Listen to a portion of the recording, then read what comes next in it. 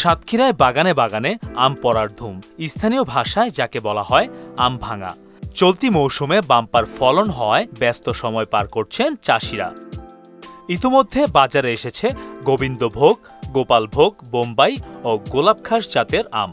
সামনে বাজারে আসবে হিমসাগর, ল্যাংড়া ও আমরুপালি। সোমবার আনুষ্ঠানিকভাবে আম ভাঙার উদ্বোধন করেন সাতক্ষীরা জেলা প্রশাসক মোস্তাক আহমেদ।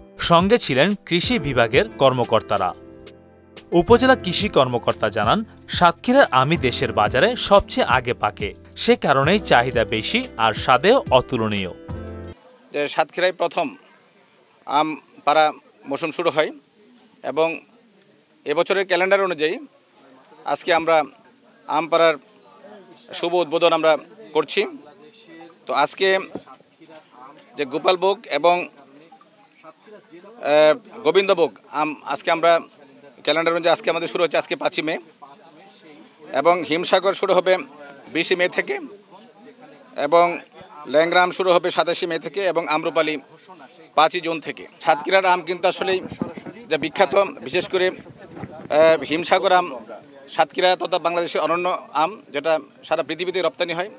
তা আমরা উদ্যোগ নিয়েছি যে সাতক্ষীরার আম যেন যথাযথভাবে চাষ করা হয়, যথাযথ সংরক্ষণ করা হয় এবং যথাযথভাবে আপনার বাজারজাত করা হয়। চলতি বছর সাতক্ষীরায় আম উৎপাদনের লক্ষ্যমাত্রা ধরা হয়েছে 70,000 মেট্রিক টন। আম চাষ হয়েছে 4,135 হেক্টর জমিতে, চাষ করেছেন 13,100 জন। এই মৌসুমে প্রায় 400 কোটি টাকার আম বিক্রি ও রপ্তানি লক্ষ্য নির্ধারণ করা হয়েছে। ইউরোপ, আমেরিকা, মধ্যপ্রাচ্য সহ বিভিন্ন দেশে রপ্তানি হবে সাতক্ষীরার হিমসাগর ও আমরুপালি জাতের আম। থেকে একটা সবচেয়ে সুখবর হচ্ছে আমাদের গোবিন্দভোগ ভাঙা শুরু হচ্ছে। আমাদের সাতক্ষীরার আম এবং সর্বোপরি ফিংড়ির আম খুবই জনপ্রিয় আম। আর এই গোবিন্দভোগের আমটা আমার নিজস্ব একটা বাগান আছে প্রায় 18 বিঘা জমি, তাতে গোবিন্দভোগ, হিমসাগর, ন্যাংড়া সব মিলিয়ে আছে। এবছর তুলনামূলক গোবিন্দভোগ আমের প্রকৃতিগত কারণে একটু ফলন কম হয়েছে, যার কারণে তবে আমের কোয়ালিটি এবং সব মিলিয়ে আমাদের আশা করছি যে একটা ভালো বেনিফিট আমরা পাবো, আমরা যে সমস্ত কৃষকরা এই আম চাষের সঙ্গে যুক্ত। আমি দীর্ঘ 15 বছর যাবৎ আম চাষ করে আসছি। আমার নিজের বাগান আমি নিজে হাতেই করে গাছ লাগাইছি। 30 বিঘার মতো আমার জমি গাছের পরিমাণ। আমি মুকুল আসার আগে গাছ বিক্রি করে দেই, এবারও বিক্রি করে দিয়েছি। আমি গত বছরও লাভবান হয়েছিলাম, এবারও লাভবান হয়েছি। তবে আমার বাগানে অনেক প্রকারের জাতের আম আছে, যেমন গোবিন্দ, হিমসাগর, ন্যাংড়া, রূপালি, বিভিন্ন প্রকারের আম আমার বাগানে আছে। তো এবছর ডেটটা একটু পিছিয়ে আমরা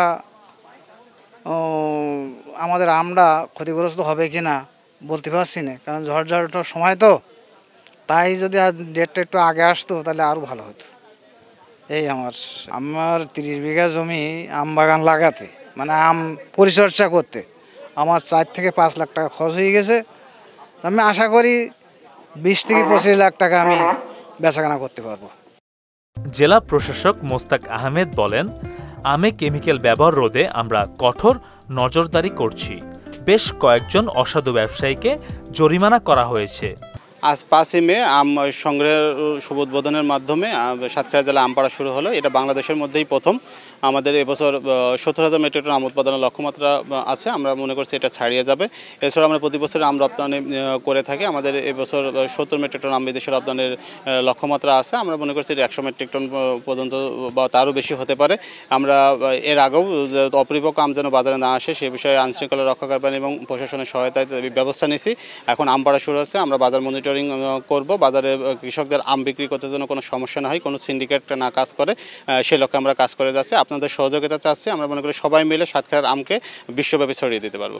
তো আমরা দেখেছি মাত্র 25 থেকে 30 দিনে আমাদের সাতক্ষীরা জেলাতে প্রায় 400 থেকে 600 কোটি টাকার একটা বাণিজ্য হয়ে থাকে। আমরা মনে করছি এটা দ্বিগুণ করা সম্ভব। আমরা সবার সহযোগিতা চাই, আপনাদের প্রিন্ট এবং ইলেকট্রনিক মিডিয়া যারা আছেন তাদের সহযোগিতা চাই। আমরা মনে করছি সবার সহযোগিতায় এই টাকা যে বাণিজ্যটা হয়ে থাকে এটাকে আমরা অর্জন করতে সক্ষম।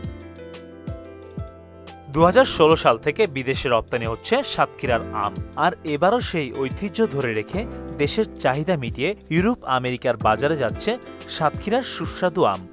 সাতক্ষীরার আম বিশ্ববাজারে জায়গা করে নিলেও রপ্তানির সুযোগ আরও বাড়ানো গেলে লাভবান হবে দেশের আম চাষিরা। মেহেদী হাসান, মোহনার ডিজিটাল।